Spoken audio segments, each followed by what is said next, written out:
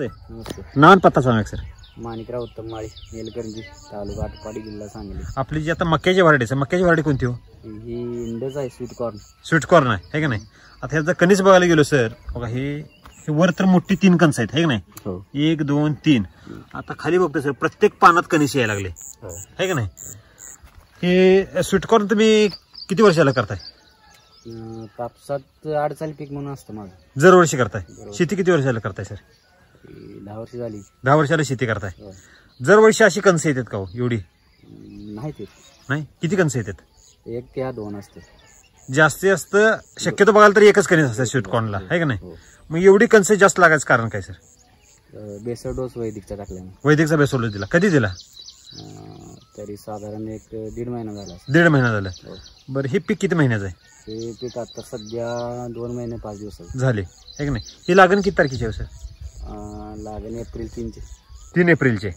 म्हणजे ज्यावेळेला आपण लागण केली त्यावेळेला टेम्परेचर काय होतं सर? साधारण 42-43 है का नाही?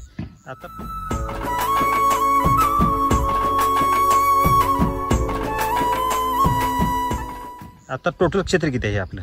30 गुंठ. 30 गुंठ आहे. ह्या एकाच थाटाला सर जास्त कणसं आले तसं नाही. त्यातलं आपण कुठलं जरी म्हणजे थाट घेतलं तर प्रत्येक थाटाला अगदी कमीत कमी 3च्या पुढे कणीस लागलेला आहे की नाही? किती गुंठ क्षेत्र आहे आपलं? 30 गुंठ. 30 गुंठ आहे. 30 गुंठ्यात पिके किती केली आहेत सर आपण? कापूस आहे, भुईमुग आहे. कापूस, भुईमुग, गवारी आहे, गवारी आणि स्वीट कॉर्न, भेंडी आहे आणि कारलं. 30 गुंठ्यात 6 पिकं केल्यात. आणि एक तर पीक असं आहे का जे कमजोर आहे असं? नाही. आता इथं समोरच बघतोय सर, इथं ही भुईमुग शेंगा आहेत नाही? ह्याची जर वाडा बघायला गेलो तर अतिशय उत्तम झालेले. मक्याची जर बघायला गेलो, मका सुद्धा एकसारखा आहे, हिरवागार आहे.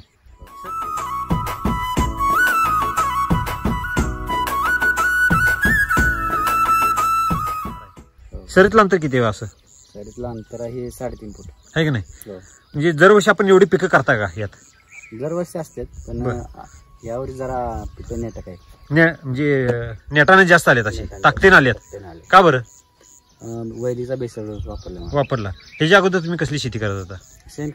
शेणखताची शेती, म्हणजे पारंपरिक शेती. म्हणजे ह्या वर्षी शेणखत वापरलं का? नाही, अजून तर नाही वापरलं. म्हणजे शेणखत हे शेणखत त्या ताकदीच राहिले का हो? तुम्हाला काय वाटते आता? नाही. अगोदर जी जनावर होती त्यावेळेला कुठे हिंडायला जायची? महाराणावर जात होती. 12-72 खात पण होते, 12-72 शेणातून पण येत होतं आणि दुधातून पण येत होतं. नुसता 5 वेळा आहे की नाही? म्हणजे शेणखत हे भुसाखत झालेलं आहे. रामसर नेहमी म्हणतात बघा, शेणखत हे शेणखत राहिलेलं भुसाखत झालेलं आहे. ते भुसाखताचा जर रानात घातलं तर काय होतं? काहीच नाही त्याचं असं. उलट हुमणी. आजकाल शेणखत सगळं मला वाटतं मकाच्या कुट्ट्याच आहे की नाही? जनावरांना दिला जाणारा चारा जो आहे ते सगळा केमिकलचा वापरतात.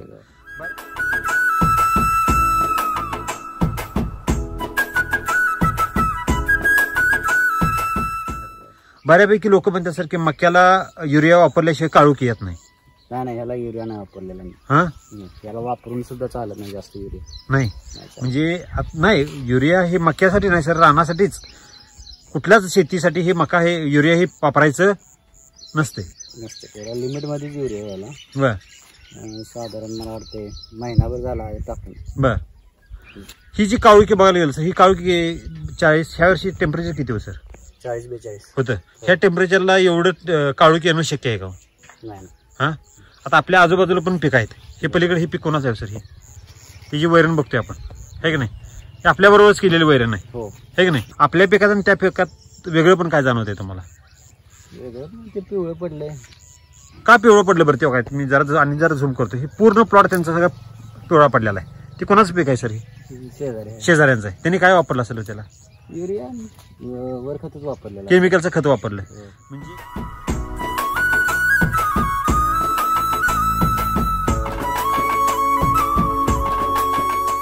ते केमिकल आणि वैदिक मध्ये तुम्हाला काय वेगळं पण जाणवतंय?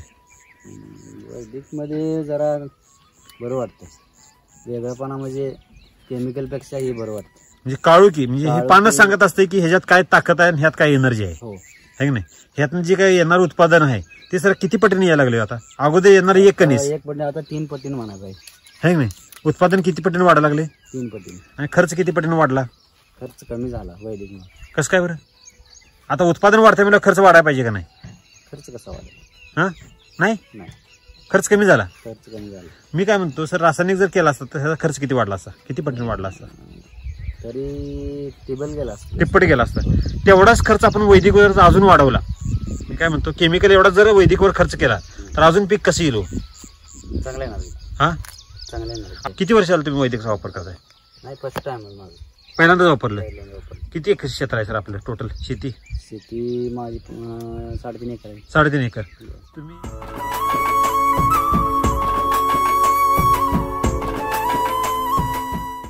ह्या एका 30 गुंठात सर 6 पिकं केली. हो. सगळी पिकांचं हेल्थ कसं आहे, आरोग्य कसं आहे? हाय, बऱ्यापैकी आहे. हा, चांगला आहे. पहिल्यापेक्षा चांगला आहे. पहिल्यापेक्षा चांगलं आहे. हो. वेगळं तुम्ही शेतकऱ्यांना काय सांगणार? वैदिक वापरा म्हणून सांगणार. बरं, वैदिक मग काय फायदा होईल? फायदा होईल की खर्च आटोक्यात येईल आणि जास्त करून मेहनत वाचेल. ज्यादा मेहनत म्हणजे काय? मेहनत म्हणजे जास्त तुम्ही शेणखत हे टाकल्यावर जे गवत हे उगवतं हा रानात, बर, ते कमतरता येईल. म्हणजे वेस्टेज जे वेस्ट टाकल्यावर काय येते, वेस्टच येणार आहे. हा, बेस्ट आहे हे वैदिक आहे, बेस्ट आहे. हो, बेस्ट दिल्यावर काय येईल? बेस्टच येणार आहे. म्हणजे जसं आपण मातीला देणार आहे तसं ते आपल्याला देणार आहे. मग शेतकऱ्यांना काय केलं पाहिजे, काय वाटतंय तुम्हाला? शेण खतापेक्षा आणि उर्वरित खतापेक्षा वैदिक वापरलेलं चांगलं.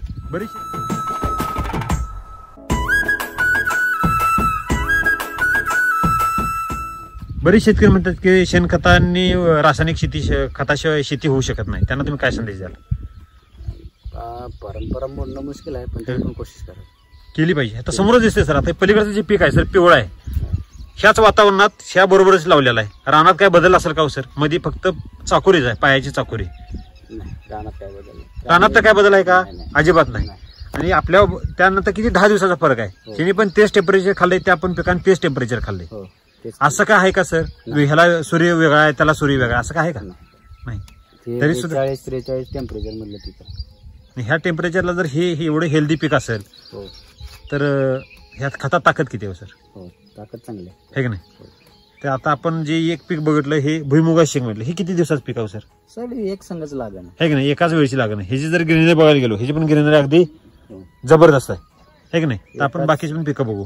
गवारी पण इथेच लागणी केली. ठीक आहे सर, गवारी बघू आपण.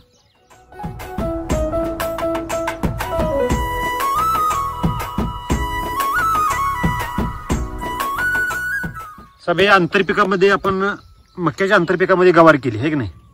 कापसाच्या आंतरपिक कापूस हे बघा, इथं कापूस पण आहे, इथं भुईमुगा शेंगा आहेत, इथं मका आहे की नाही? आपण हे गवारी पण त्यात आंतरपीक म्हणून केलेलं आहे. किती लावले सर असं गवारी?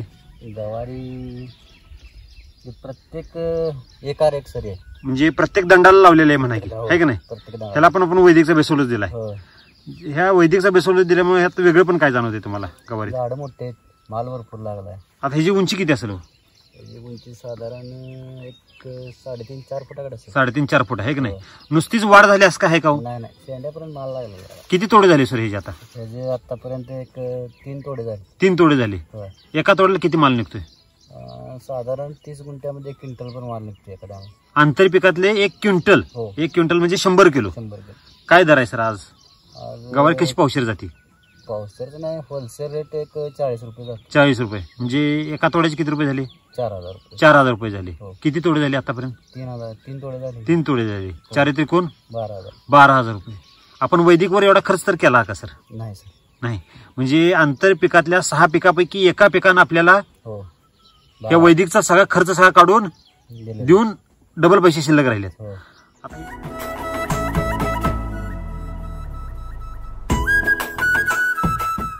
आता ही जर लाग बघायला गेलो सर, अगदी खालीपासून आहे की नाही पूर्ण शेंड्यापर्यंत माल लागलेला आहे. तर हे जर पान बघायला गेलो, पान एवढं मोठं कधी होत होतं का? हा, ही कुठल्या व्हरायटीची आहे गवारी?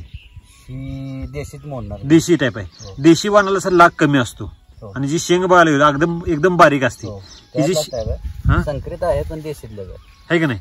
एवढं पान कधी देशी गवारीचं एवढं मोठं कधी पान झालेलं बघितलं का सर?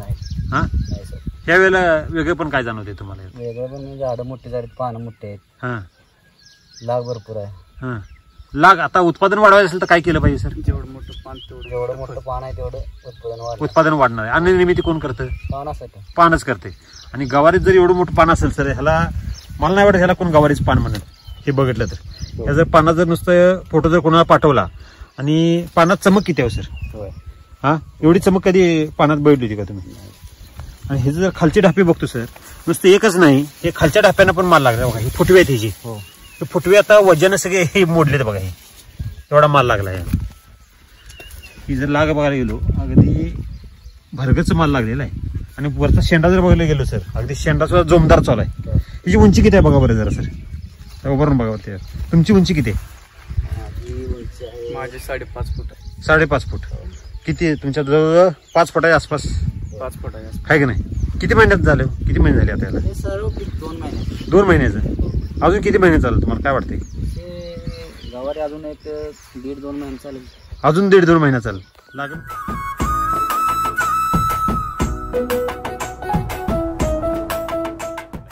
मक्याच तुम्हाला काय वाटतं सर? ह्यात जर बघायला गेलो एवढं ह्याला लागायला लागलाय, ह्याचं उत्पादन किती पटीने वाढलं? त्याचं आता ही 1000 बी लावलेलं आहे. हा हा. तर प्रत्येकी एक कणीस धरलं तर 1000 कणस. आता 3 आहेत म्हणल्यावर 3000 कणस झाली. म्हणजे उत्पादन किती पटीने वाढलं?